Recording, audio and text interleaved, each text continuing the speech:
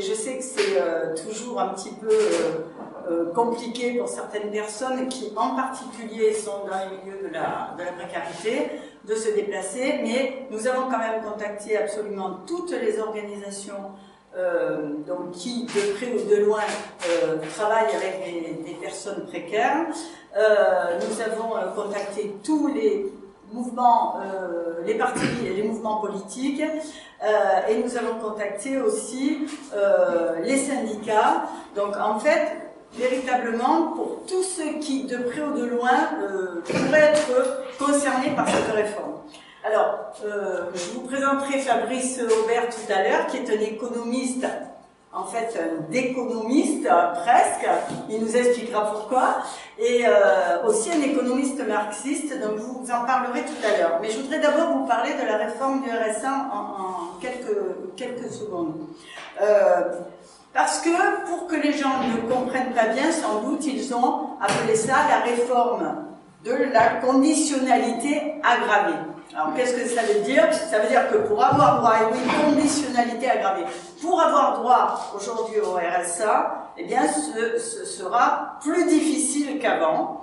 Et en particulier, on signera un contrat d'engagement qui nous engage à travailler 15 heures, on peut dire gratuite, hein, puisque effectivement, à partir du moment où on aura signé ce contrat d'engagement, et si on ne fait pas ces 15 heures de travail par semaine, eh bien, on se verra radié et donc privé du RSA.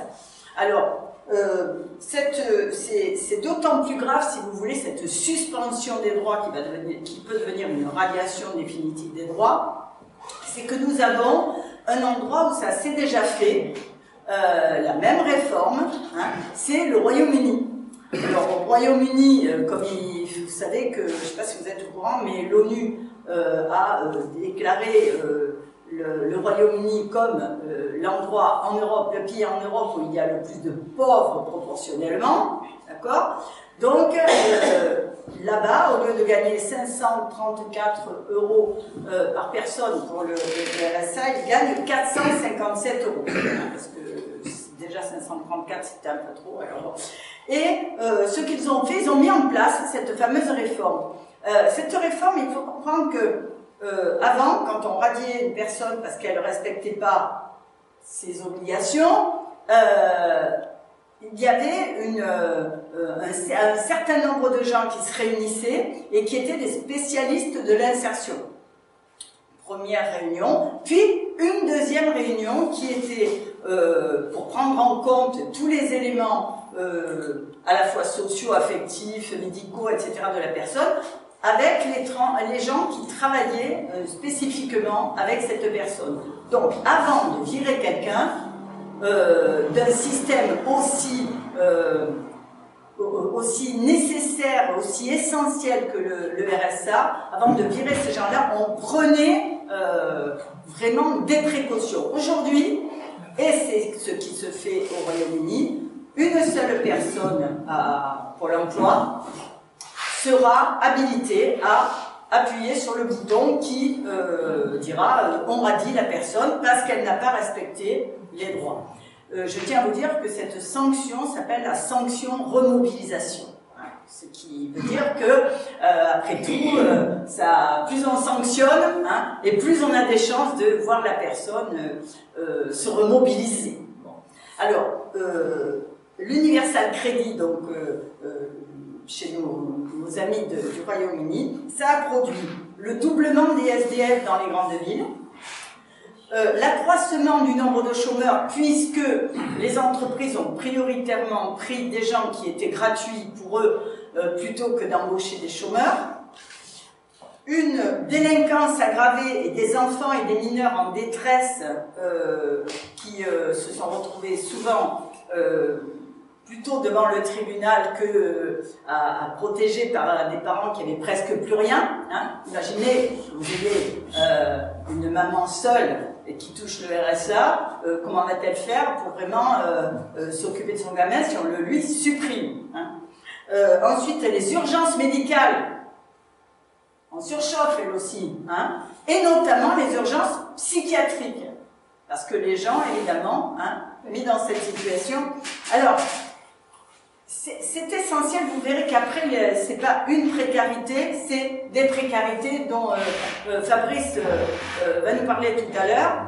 Mais Claire Hédon, et je terminerai là-dessus, Claire Hédon, qui est la défenseur du droit, a dit que cette mesure, cette réforme, était inhumaine. Et elle explique que, en fait, elle est là pour caresser l'inconscient collectif qui dit en gros, tu es pauvre parce que tu l'as mérité, tu es pauvre parce que tu l'as voulu. Hein. Alors, comme on valorise les riches qui, après tout, ils sont riches, c'est parce qu'ils l'ont bien cherché, ils ont fait tout ce qu'il fallait pour. Hein. Et les pauvres, c'est pareil, là, ils n'ont pas fait ce qu'il fallait pour sortir de leur précarité. Donc, elle dit, attention quand même, parce que là, on inverse la proposition, c'est pas la personne qui est responsable, c'est bien l'État qui est responsable de n'avoir pas agi au moment où il fallait, avant que la personne ne dérive, ne coule, ne rentre dans la grande précarité. Et voilà. C'est là d'ailleurs où se niche la politique. Oui. C'est parce qu'on ne répond pas aux besoins avant qu'après ça dégénère et qu'on paye fort cher les dégâts qui sont produits. Voilà. Et alors, juste le dernier petit élément. Et si Pôle emploi et les territoires et les conseils généraux, etc., ne trouvent pas les 15 heures pour les bénéficiaires du RSA? Parce qu'après tout, il n'y a pas beaucoup de travail pour les chômeurs. Est-ce qu'il y a du travail pour ceux qui, souvent, n'ont pas de formation, ont des difficultés pour se déplacer, parfois pas de voiture, parfois pas de permis ou plus de permis. Donc, est-ce qu'ils seront sanctionnés quand même? Alors, je tiens à vous dire qu'à l'heure actuelle, on n'en sait rien. C'est-à-dire que certains députés ont posé la question, les députés de gauche, notamment, hein, et on n'a toujours pas la réponse. C'est-à-dire que même si la personne cherche un emploi, si elle ne le trouve pas et qu'en plus Pôle emploi ne le lui trouve pas, elle peut être sanctionnée quand même. Pour l'instant, on en est là. Voilà. Nous sommes dans une situation qui est au moins proche de celle du Royaume-Uni, et ce qui veut dire que des pays comme les nôtres, qui sont des pays riches, en réalité fabriquent des pauvres. Donc je vais vous laisser avec Fabrice. Bien, bonsoir tout le monde, merci d'être venu. Alors j'ai mis beaucoup de choses en mémoire dans l'ordinateur, ça fait des années que je travaille sur ces questions. Je tiens à rassurer tout le monde, j'ai pas la faucille et le marteau dans la bouche parce que je veux être un marxiste. J'ai d'abord une formation universitaire de Bac+5, hein, et là vous apprenez que l'économie libérale. Et d'ailleurs vous verrez que toute la présentation que je vais vous faire, que je vais essayer de limiter en 30 minutes environ, ça fait 54 diapos, ça va pas s'appuyer sur une université marxiste qui n'existe pas, mais sur les données qui sont fournies, soit par des organismes officiels, soit par les médias dominants de la situation, parce que sinon, ça ne sert à rien de parler. C'est comment dirais-je, c'est en pratiquant l'aïkido, c'est-à-dire en utilisant la force de l'adversaire qu'on peut le mieux le mettre à terre, et c'est ça la logique et le principe fondamental du marxisme. C'est plein de graphiques, mais ils sont simples. J'ai essayé de faire une animation, et ça sera par plusieurs parties, puisque j'ai essayé, non pas, on s'est mis d'accord avec Geneviève, elle était d'accord avec moi, je ne vais pas traiter le RMI et le RSA. RSA d'ailleurs, que j'ai rebaptisé régime sec pour un niveau tellement c'est la réalité. Mais j'ai préféré vous présenter les précarités. Et que j'ai intitulé les allocations de la survie, parce que je pense que c'est le terme générique qu'on peut utiliser, et en sous-titre capitalisme, précarité et société, parce qu'en fait c'est le capitalisme qui, par sa logique, développe les logiques de précarité en rapport aux besoins de la société. Et c'est ça qui génère les confrontations. Donc je vais attaquer, il est 25, on vérifiera l'heure. Si je dépasse 35 minutes, il faut m'arrêter. Alors j'ai souhaité mettre notre agora de ce soir sous la sentence d'Aldous Huxley. La philosophie nous enseigne à douter de ce qui nous paraît évident.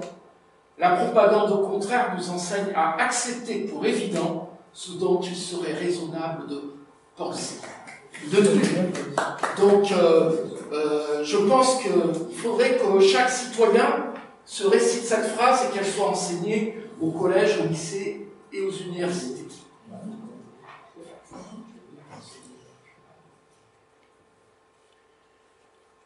Alors, je vous ai mis ces deux graphiques, vous allez me dire, mais tu vas me parler de précarité, et en fait, tu nous mets l'augmentation du patrimoine des milliardaires, et puis le deuxième graphique, je ne vois pas le titre, les milliardaires français sont les plus riches d'Europe. Tu nous parles des riches. C'est pour vous montrer d'une part qu'ils ne sont pas dans la précarité. Hein, l'évolution de 2009 à 2020 montre, observez à quel point tous les jours on nous parle des oligarques russes, qui n'ont vu leur patrimoine augmenter que de 80% avec le très gentil Poutine pour les oligarques russes. Mais par contre, pour la France, c'est 439%. Mais on ne parle pas d'oligarques. On ne parle pas d'oligarques. Vous voyez à quel point déjà, par ces chiffres, ça frappe l'esprit. Enfin, autre remarque, après vous avoir montré ça, j'ai pas envie d'avoir une question après ma présentation qui me pose la question suivante. Mais avec quel argent on peut faire?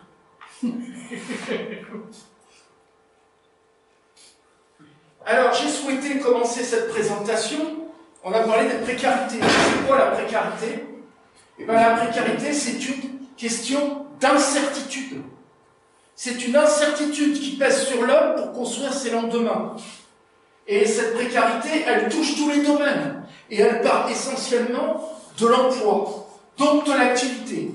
Enfin, en 1987, un rapport rédigé au nom du CESE, vous savez que le CESE, c'est le Centre économique et social et écologique, qui est la troisième chambre de notre République, l'absence d'une ou plusieurs des sécurités permettant aux personnes et aux familles d'assumer leurs responsabilités élémentaires et de jouir de leurs droits fondamentaux. La précarité empêche de jouir des droits fondamentaux. La citoyenneté existe-t-elle encore dans ces conditions? L'insécurité qui en résulte, là on parle d'insécurité sociale réelle, peut-être plus ou moins étendue et avoir des conséquences plus ou moins graves et définitives. Elle conduit le plus souvent à la grande pauvreté quand elle affecte plusieurs domaines de l'existence, qu'elle tend à se prolonger dans le temps et devient persistante, qu'elle compromet gravement les chances de reconquérir ses droits et de réassumer ses responsabilités pour soi-même dans un avenir prévisible. Un arrêté de 1992 donne une définition officielle des catégories de personnes qui sont en situation de précarité. Chômeurs, bénéficiaires du RMI, titulaires d'un contrat emploi solidarité, personnes sans domicile fixe, jeunes âgés de 16 à 25 ans, exclus du milieu scolaire et engagés dans un processus d'insertion professionnelle. Vous voyez donc que j'ai raison de ne pas parler de la précarité, mais des précarités. Et derrière ces précarités se retrouvent des statuts de personnes différentes, mais qui ont un point commun. Elles sont tous et toutes en situation de précarité. Premier graphique, alors, j'explique dans ces graphiques-là, si certains sont un peu perturbés, en bas, la ligne du bas, ce sont les années, 1982 à 2017. Et en règle générale, c'est toujours présenté comme ça, c'est la temporalité. Et en ordonnée, vous avez le niveau. Là, c'est l'évolution du taux de précarité en pourcentage. Je vous rappelle qu'en 1985 fut à la fois créé le RMI et les Restaurants du Cœur, qui sont des créations de l'accompagnement social des privatisations industrielles dans notre pays et de la mondialisation libérale que vous allez retrouver tout le temps dans les graphiques. Parce que je veux que l'on comprenne que les situations sociales de précarité sont conditionnées sous la voûte de la mondialisation financière. Si on n'a pas cette idée en tête, on ne peut pas comprendre ce qu'est la précarité. On ne regarde alors que ses pieds et on ne voit pas plus loin que le bout de son nez. Je reprends, grâce à Geneviève qui m'a envoyé l'article, ce que dit Claire Hédon, la réforme du RSA risque d'appauvrir les plus pauvres. promis par Emmanuel Macron, le projet de loi plein emploi qui conditionne notamment l'aide à 15 heures d'activité, doit être voté à l'Assemblée nationale ce mardi. Un retour au XIXe siècle pour la défenseuse des droits, vent debout contre ce texte. Ce n'est donc pas une réforme progressiste, c'est une réforme de retour en arrière vers le Moyen-Âge. Des conditions au contour trop floues, comme le disait tout à l'heure Geneviève, et selon l'expression consacrée en France, quand c'est flou, c'est qu'il y a un loup. Nombre d'heures d'activité non plafonnées, suspension, remobilisation, le projet de loi pour le plein emploi, qui a eu droite et majorité présidentielle, reste très évasif, faisant craindre des abus, elle vous en a parlé. Ce revenu n'est pas un acte de charité. La charité, c'était le Moyen-Âge et l'Église, ou la reconnaissance d'un mérite individuel. C'est un devoir de solidarité qui pèse sur la nation et qui est inconditionnel, sans condition. Et là, vous avez de la chance, parce que comme je travaillais tard le soir et la nuit, et que je suis souvent sur Facebook, je suis tombé sur un super texte que j'ai voulu vous montrer. Il s'agit d'un fémur cassé et la civilisation. Un étudiant a demandé à un anthropologue quel était le premier signe de la civilisation humaine. Et il s'attendait à une réponse technique, un outil, un village. Eh bien, la réponse n'a pas été celle-là. La réponse, c'est le fémur cassé. Retrouver un fémur cassé signifie que des hommes ont pris soin de celui qui avait le fémur cassé. Les animaux aux pattes cassées ne sont dans l'incapacité de pouvoir survivre, d'aller à la rivière, de nager. Un homme, c'est la même chose. Avant, il mourait, seul, abandonné. Le fait qu'on ait retrouvé un fémur cassé dans une tombe signifie que d'autres hommes se sont occupés de lui pour le guérir, peut-être lui mettre une attelle, et en tout cas lui amener à manger et de l'eau.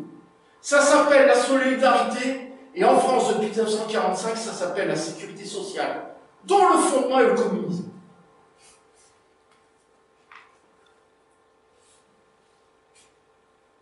Je ne vous dis pas, c'est de 1990 à 2014, il y a l'évolution des allocataires, RMI, RSA, et je vous rappelle, les privatisations industrielles.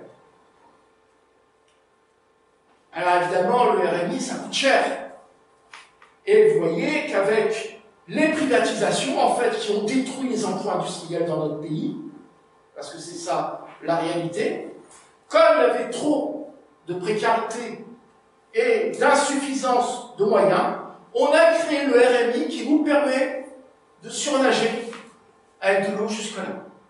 C'est pour ça que j'appelle ça le RSA, régime sec pour animaux. Ça va? Tout le monde suit? Oui.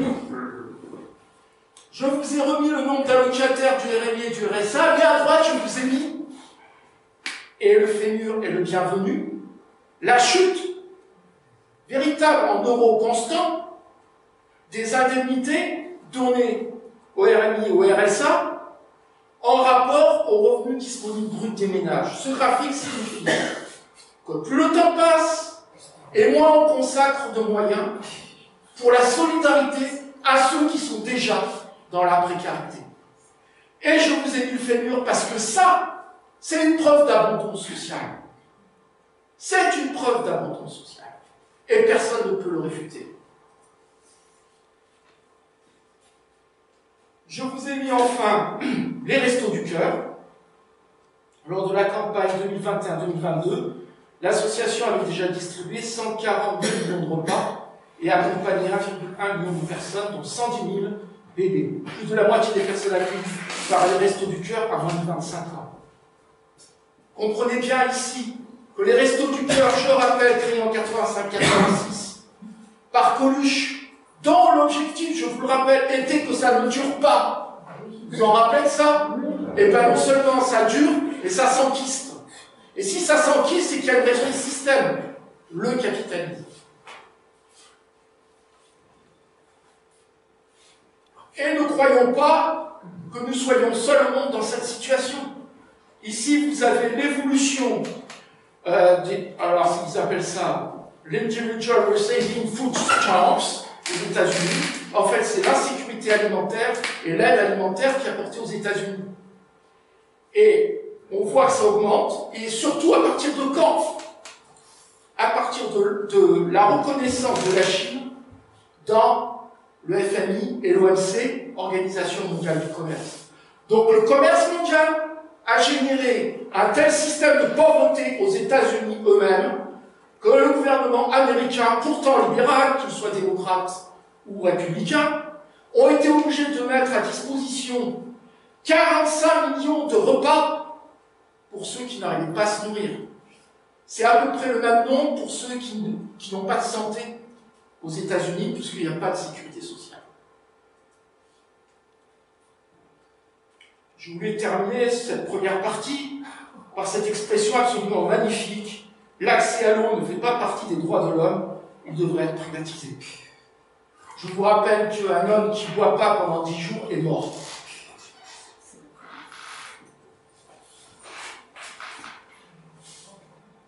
Deuxième partie, la précarisation de la santé.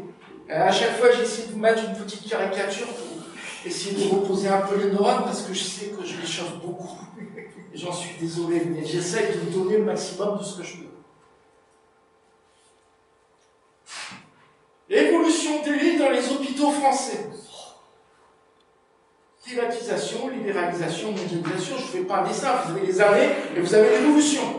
Hôpitaux publics 1991, 392 000 lits pour 55 millions d'habitants, 2018, 243 000 lits pour 66 millions d'habitants.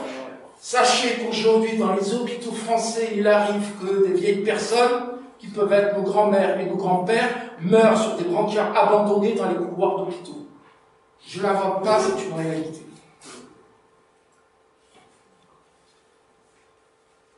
Évolution de l'effort d'investissement des hôpitaux publics depuis 2002. L'on voit que depuis 2009, alors, ce qui est intéressant, c'est pourquoi ça rend ici. Eh bien, c'est la conséquence de la crise de 2008 dite des subprimes, qui ont nécessité aux États, après avoir relancé de partout pour le secteur privé, de couper les cordons de la bourse pour tout ce qui était service public, pour redresser les cordons de la bourse, les cordons du budget de l'État. Oh, pardon, j'ai été trop vite. Évolution du nombre de passages annuels aux urgences depuis 1996. Pourquoi les gens passent de plus en plus aux urgences? Pour deux raisons essentielles. La première, c'est qu'il y a de moins en moins de ce qu'on appelle la médecine générale libérale qui est disponible. Vous avez ce qu'on appelle des déserts médicaux. Et quand vous avez des déserts médicaux, eh ben vous n'avez plus que l'hôpital pour vous recevoir parce que c'est une obligation de service public. Deuxième raison, le fait que les gens, j'anticipe un peu, on le verra tout à l'heure, mais ayant de moins en moins d'argent, regardez les vacances cette année, les vacances d'été, personne, en tout cas chez moi, eh ben, les gens ne sont plus en mesure de payer leur santé. Donc on a, pour ces raisons, des passages de plus en plus importants dans les urgences, ce n'est jamais montré.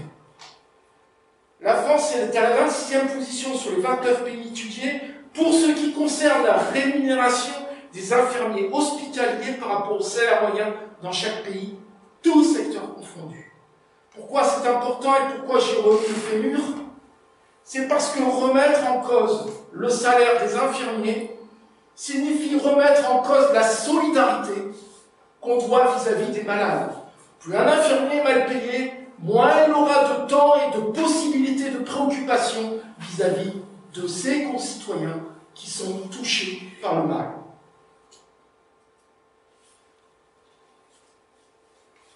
Alors là aussi, c'est une donnée absolue, et c'est The Lancet, donc c'est pas moi. Vous voyez que toutes mes références, c'est pas l'humanité rouge ou je sais pas quoi. C'est vraiment classement OMS, Organisation mondiale de la santé. En 2000, la France était le premier système mondial au monde. 2020, France 24e place. L'Islande arrive en tête d'un classement à 188 pays selon les résultats dans le domaine de la santé, plaçant le Royaume-Uni au 5e rang, suivi de l'Espagne, tandis que la France arrive en 24e position. Voilà. De toute façon, vous savez aussi bien lire que moi. La précarisation scolaire. Petite caricature pour reposer les neurones.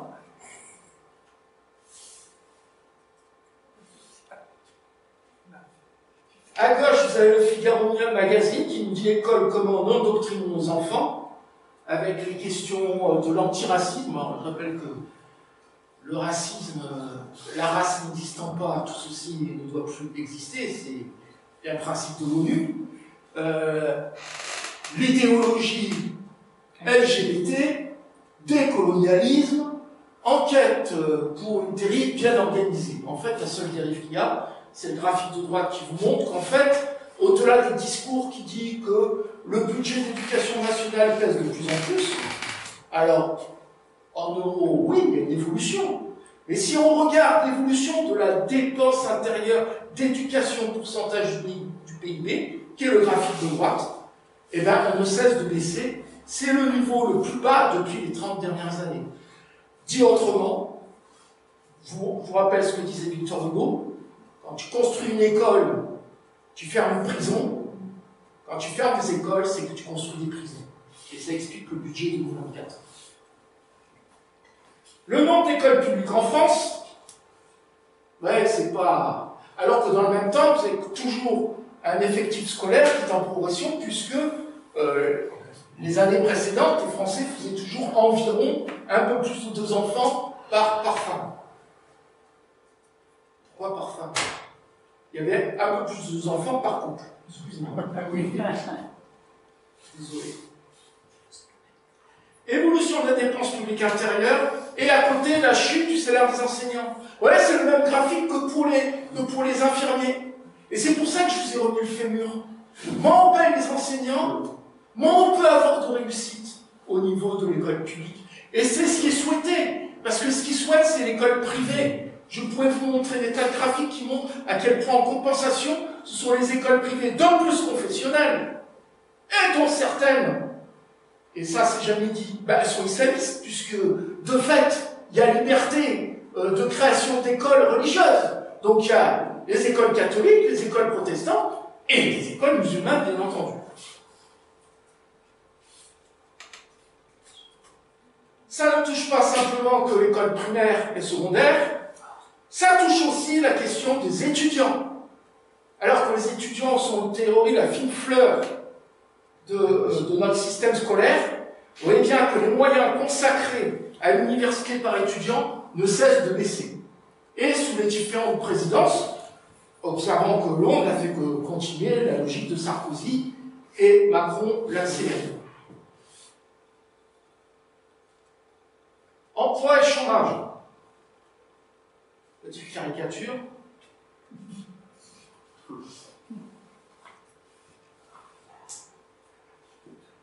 Évolution totale de l'emploi depuis les années 70. Et là, on se dit, c'est très bien. L'emploi augmente. Le problème, c'est quel type d'emploi? La précarité de l'emploi a explosé. Et où on retrouve les mêmes mots. 1985, début des privatisations, la précarité.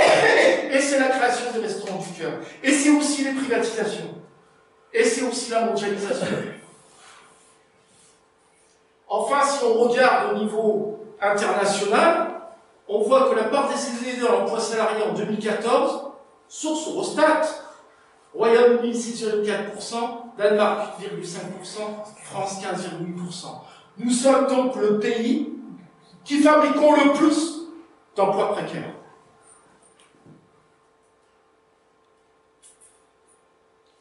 Évolution du taux de temps partiel. Le temps partiel, c'est dans l'emploi précaire, et ça concerne, on va le voir, essentiellement les femmes, et il s'agit par exemple, 26 heures que vous avez à faire au lieu de 35 heures.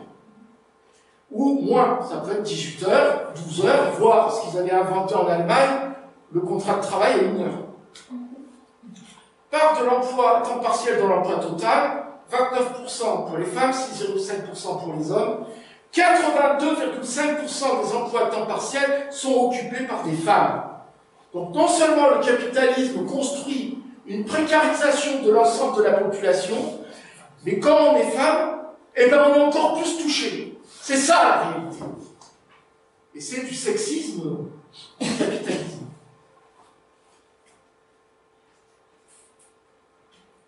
« 9 sur 10 dans le tertiaire sont des femmes à emploi, à temps partiel contraint. » Si on revient sur l'évolution du chômage, de 1975 à 2013, vous voyez que je prends une longue durée, pour surtout on ne me dise pas que tu as une focale trop courte. Eh bien, on se rend compte qu'en fait, ces chômeurs n'ont rien à voir avec les fonctionnaires, mais qui augmentent à chaque fois qu'il y a des crises du capitalisme lui-même. Donc l'augmentation du chômage est une conséquence des crises du capitalisme lui-même et pas autre chose. Et, alors là, pour une fois, je vais l'utiliser, mais Marx ne parle pas de chômeurs, la CGT parle de privé d'emploi, ce qui à mon avis est une meilleure définition, et Marx parle d'armée de réserve, c'est-à-dire dans laquelle le capital, en fonction des périodes de croissance, va puiser pour nourrir ses machines, sa machinerie industrielle, et puis quand il y a des périodes de crise, il refoule, d'où la nécessité d'ailleurs de l'intérim et des précarités, qui sont les volants de réserve de la main-d'œuvre. Il y a aussi ce qu'on pourrait appeler une tricherie statistique. Car en règle générale, en ce moment, on nous dit que le chômage baisse. En fait, c'est parce qu'on retient que la catégorie A. Ou le taux de chômage au niveau du BIT. BIT, c'est Bureau International du Travail. Mais en fait, le vrai chômage, il est à 22,5%, c'est-à-dire quand on fait la somme des catégories A, B, C, D, E. Voilà la réalité du chômage en France, qui n'a pas baissé. Contrairement aux déclamations de Macron. Là aussi, je vous ai ressorti l'os du fémur parce que la proportion de chômeurs indemnisés par l'UNEDIC ne cesse de chuter. Passant de 50% en 2008 à aujourd'hui moins de 37%. Si on regarde le chômage par catégorie d'âge, on se rend compte à quel point ce sont les jeunes de 15 à 24 ans qui jouent le plus la variable d'ajustement de la situation de chômage. Travail à temps partiel, pourcentage d'emploi à temps partiel dans l'emploi de chaque sexe. Vous voyez l'évolution. Les femmes sont vraiment en première ligne pour jouer ce rôle d'amortisseur social. Évolution du taux de précarité selon le sexe, évolution du taux de précarité selon l'âge. Là encore, la précarité est d'autant plus élevée qu'on est jeune. C'était le cas pour le chômage, c'est le cas pour la précarité.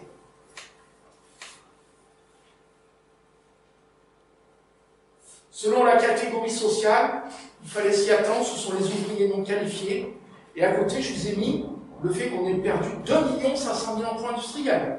Donc on voit, il y a 2 500 000 emplois industriels qui sont détruits d'un côté, et la précarité pour les ouvriers augmente. Alors ça, c'est un graphique que j'ai jamais montré. En règle générale, par jeu, je mets les deux graphiques côte à côte et je demande quel est le graphique du chômage. Et celui à côté du taux de crime et délit pour 10 000 habitants. Ce que je montre là ne signifie pas que lorsqu'on est chômeur, on a le droit d'être délinquant. C'est pas ça que ça dit. Ça dit, ça reconnaît qu'il y a une articulation entre la possibilité de délinquance et la situation de chômage. Et que donc, si on règle la question du chômage, on a une petite chance de régler une partie des raisons qui poussent à la délinquance. Notamment la délinquance de rue, la petite délinquance, les vols à l'étalage, etc., etc. Vous savez que depuis la fin du Covid, il n'y a jamais eu autant de vols à l'étalage dans les magasins. Pour finir, je crois que c'est la fin de cette partie, 1er juillet, dans 30 jours, l'allocation chômage passera de 990 à 670 €. Bonnes vacances et chômeurs. La précarisation salariale. Petite caricature pour laisser reposer les neurones.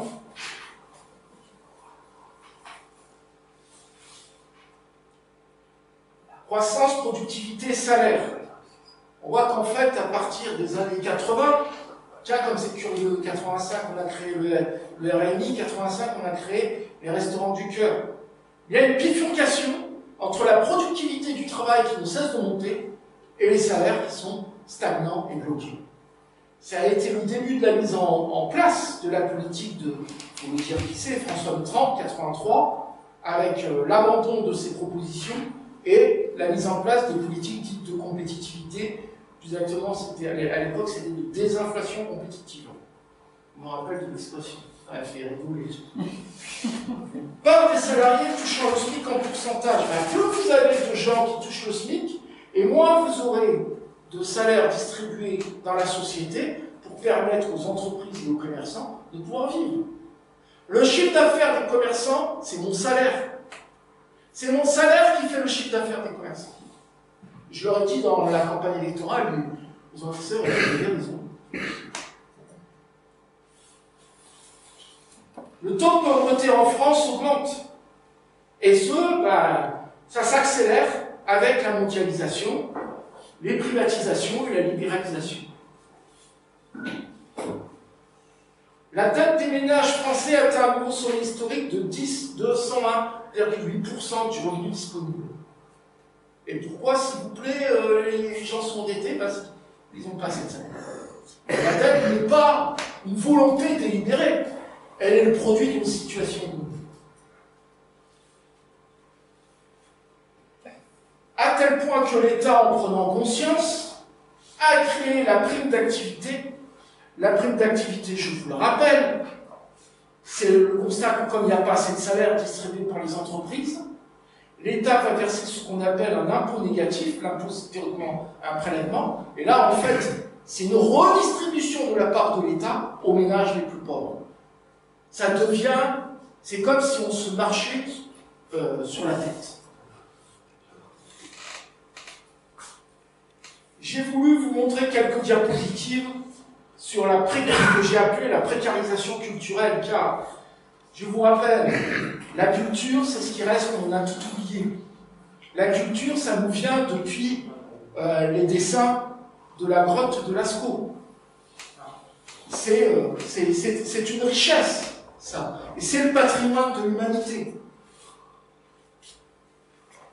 Évolution de la fréquentation des salles de cinéma depuis 1949. Alors, je vous ai pas vu la mondialisation, parce que, pour une fois, on peut dire que le point de rupture, il est en 1959, ça correspond en fait à l'introduction de la télévision. C'est-à-dire que la télévision a cassé, je peux le dire, une grande partie du cinéma. Même si l'exception culturelle développée par Jacques Rabbit à l'époque a permis de redonner quelques couleurs. Mais il y a une baisse. Entrée en millions. Alors, à droite, à la chute, c'est la crise Covid.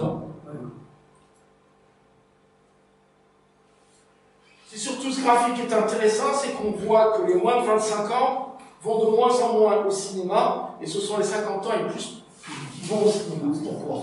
Moi, quand j'étais plus jeune, quand j'avais 20 ans, que j'étais étudiant à Aix-en-Provence, je me faisais le cinéma, surtout qu'on avait, avec la carte étudiant, on avait le tarif étudiant, je me faisais au moins un cinéma par semaine, pour ne pas dire deux. J'étais cinématographiquement cultivé. En fait, aujourd'hui, les jeunes, vous savez, ils sortent parfois des repas pour leurs propres études, donc il est difficile en plus avec le prix et le manque de revenus d'un certain nombre d'étudiants de pouvoir aller au cinéma. Voilà le constat que l'on peut faire. D'autant plus que les films qui sortent, souvent c'est la valorisation de jeunes acteurs. Donc il y aurait une projection possible à faire, mais tel n'est pas le cas. Par contre, les plus de 50 ans, ils vont pourquoi? Parce qu'ils sont en fin de carrière et à la retraite. Et donc, ils ont du temps libre, et comme ils ont bénéficié des retraites d'avant, qui étaient avec des revenus plus élevés, ils ont les moyens d'aller au cinéma.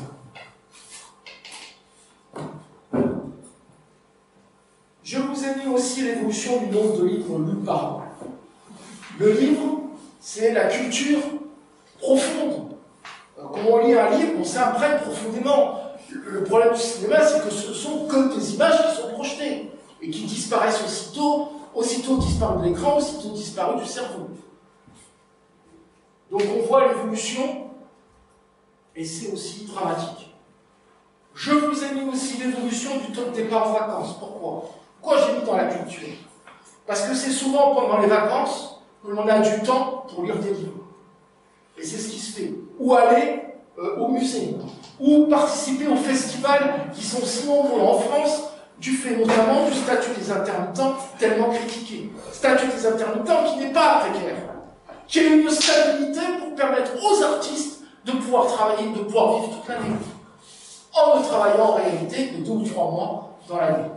Et bien vous voyez que c'est une chute, et encore je ne vous ai pas mis les données parce que j'ai pas eu le temps, vu des vacances d'hiver, parce que alors les vacances d'hiver, le sport d'hiver, je crois que le maximum ça avait atteint 10-11%, j'en ai bénéficié, mais c'est une chute terrible, compensée par le fait que ce sont ceux qui sont devenus riches en périphérie de la France qui viennent sur nos stations de ski. Il n'y a pas de racisme dans ce que je dis, c'est juste qu'on a substitué une catégorie de gens qui allaient au ski par une autre qui vient de... C'est la captation, c'est la valorisation à tout prix, c'est la vente de la France à l'étranger.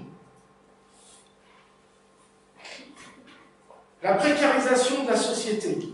Petite caricature. C'est bientôt fini, je vous rassure. Ça va, tout le monde suit? Oui, oui, oui.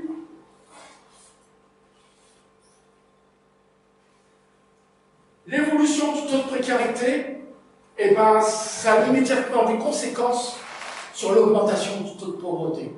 Donc la précarité, c'est le chemin vers la pauvreté. C'est ça la réalité du capitalisme.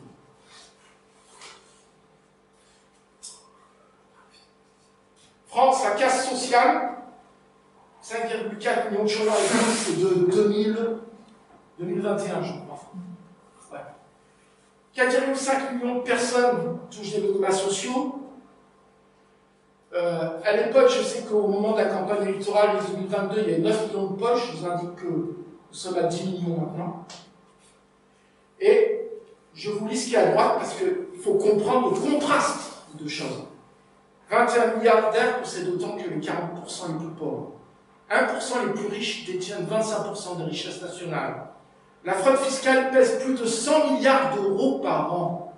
Notre pays abrite 9 millions de pauvres, aujourd'hui c'est 10 millions. 3 millions de logements sont inoccupés, 600 000 logements indignes, 4 millions de mal logés, et je crois, je parle sous votre contrôle, qu'il y a plus de 8 000 jeunes qui vivent dehors. Les femmes ont en moyenne un salaire de 23% inférieur à celui des hommes. Le taux de chômage des jeunes de 15 à 24 ans atteint 40% dans les quartiers défavorisés. Ce sont des vrais ghettos à l'américaine. Plus d'1 million de personnes vivent en situation de handicap sous le seuil de pauvreté. 11,5 millions de personnes en situation de précarité énergétique, mais EDF a été privatisé. Et je vous rappelle que vous avez vendu la mise en concurrence de l'électricité en France avec EDF comme étant le moyen de faire baisser les prix par la mise en concurrence. Regardez vos factures. On dénombre 52 000 décès prématurés du fait de la pollution de l'air. Voilà la réalité matérielle du capitalisme mis à nu.